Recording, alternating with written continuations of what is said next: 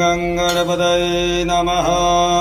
हरिः ॐ गणानां त्वा गणपतिगुं हवामहे प्रियाणां त्वा प्रियपतिगुं हवामहे निधीनां त्वा निधिपतिगुं हवामहे वशो मम नाहमजानि गर्वधम त्वमजासि गर्वधम।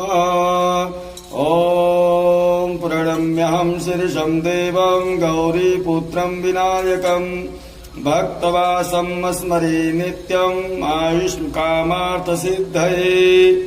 प्रथमं वक्रतुण्डं च एकदन्तं द्वितीयकं तृतीयं कृष्णपिङ्गाक्षं गजवक्त्रं चतुर्थकं लम्बोदरं पञ्चमं च खष्टं विकटमेव च सप्तमं विघ्नरा